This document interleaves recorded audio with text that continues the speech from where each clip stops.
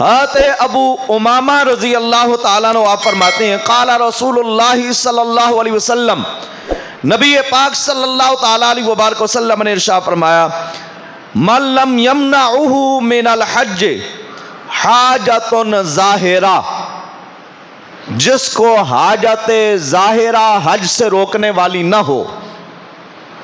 یعنی اگر کسی کی کوئی حاجت ظاہری آ گئی،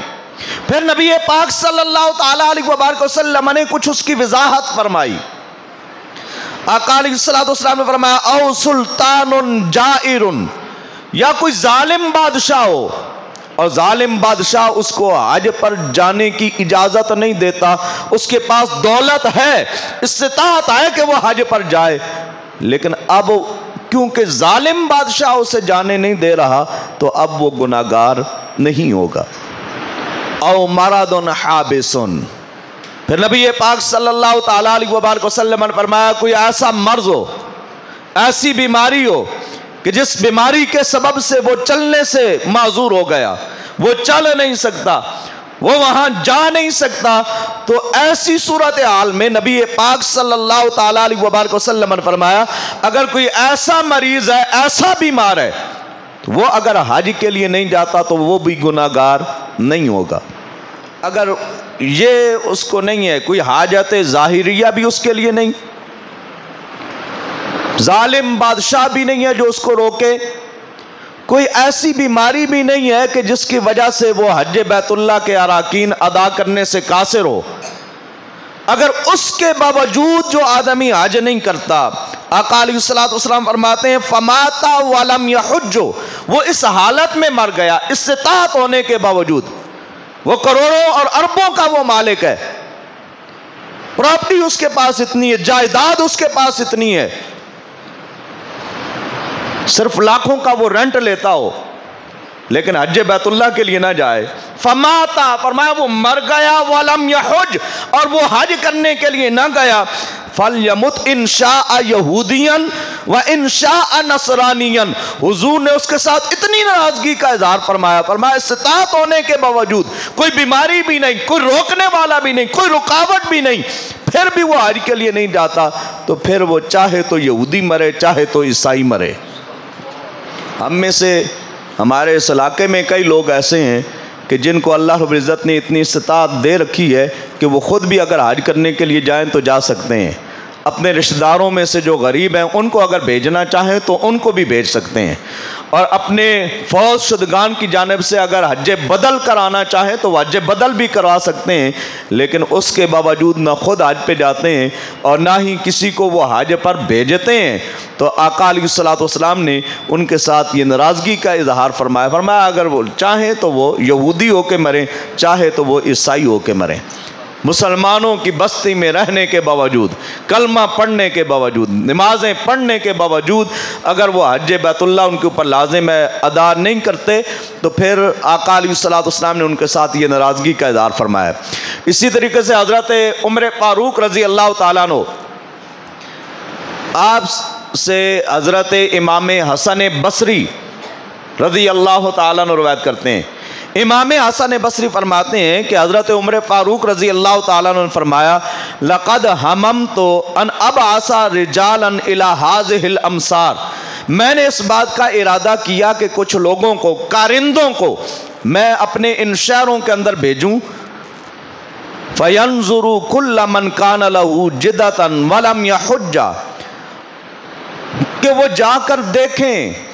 جن کے پاس استطاعت ہے اور پھر وہ حج نہیں کرتے، فَيَضْرِبُوا عَلَيْهِمُ الْجِزْيَةَ، ان کے اوپر ہم جزیہ ڈال دیں، کس لیے؟ مَا هُمْ بِمُسْلِمِينَ مَا هُمْ بِمُسْلِمِينَ، عمر فاروق فرماتے ہیں وہ مسلمان نہیں ہیں، حج فرض ہونے کے باوجود حج ادا نہیں کرتے، مَا هُمْ بِمُسْلِمِينَ، وہ مسلمان نہیں ہیں۔ حضرت عبداللہ ابن عباس رضی اللہ تعالیٰ عنہ آپ فرماتے ہیں جس آدمی کے اوپر حج فرض ہو جائے، یعنی اس کے پاس دولت آ گئی ہے بھی ٹھیک ٹھاک، اس کے پاس استطاعت ہے، اب اسے کیا کرنا چاہیے؟ فرمایا قال رسول اللہ صلی اللہ علیہ وسلم، حضرت عبداللہ ابن عباس فرماتے ہیں اللہ کے رسول نے فرمایا من اراد الحج فلیتعجل، جس آدمی نے حج کا ارادہ کر لیا ہے تو پھر جلدی کرے، پھر اسے کیا کرنا چاہیے؟ جلدی کرنی چاہیے، یہ نہیں کہ بزرگ ہو جائیں گے تو پھر جائیں گے۔ ہمارے پاکستان کے اکثر اس وقت جاتے ہیں جس وقت چلنے سے بھی قاصر ہو جاتے ہیں۔ پاکستان، انڈیا اور بنگلہ دیش، ان ایریوں کے جتنے بھی حجاج کرام جاتے ہیں ان میں اکثر ایسے ہوتے ہیں جو چلنے پھرنے سے بھی قاصر ہو جاتے ہیں، وہاں لوگوں کی مدد کے وہ طلبگار ہوتے ہیں۔ تو جوانی میں جو نیکی کی جاتی ہے اس کا اپنا ہی مزہ ہوتا ہے۔ نبی پاک صلی اللہ تعالیٰ علیہ وبارک وسلم نے فرمایا 7 لوگ قیامت والے دن اللہ کے عرش کے سائے میں ہوں گے، ان میں سے ایک وہ ہے شاب نشأ فی عبادت اللہ، وہ نوجوان جو اللہ کی عبادت میں لگ جائے۔ نوجوانی میں ہم عیاشیوں میں پیسہ خرچ کر دیتے ہیں، استطاعت ہونے کے باوجود ہم حج بیت اللہ کی سعادت حاصل نہیں کر پاتے۔ تو آقا علیہ السلام نے فرمایا جس پر حج لازم ہو جائے اور جس نے حج کرنے کا ارادہ کر لیا اسے چاہیے کہ وہ جلدی کرے حج کرنے میں۔ کس لیے جلدی کرے؟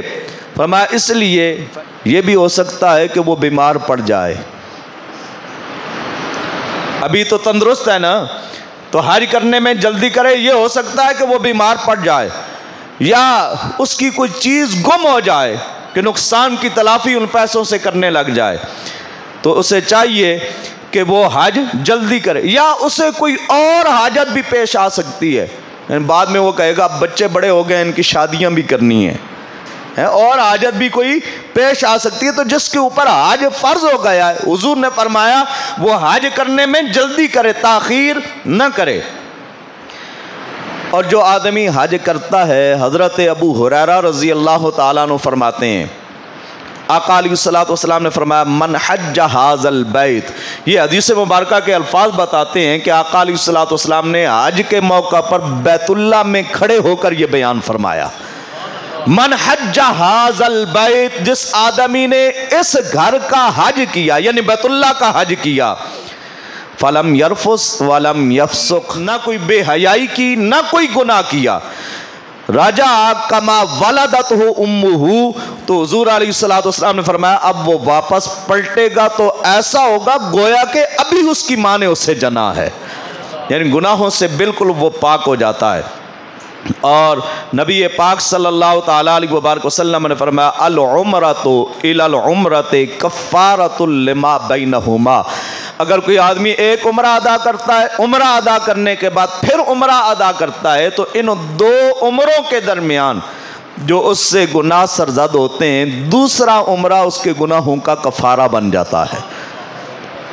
ایک عمرہ سے دوسرا عمرے کے درمیان جو گناہ ہوں وہ ان کے لیے کیا بن جاتا ہے؟ کفارہ بن جاتا ہے۔ والحج المبرور لیس لہ جزاء الا الجنہ، اور آقا علیہ السلام نے فرمایا جسے حج مقبول مل جائے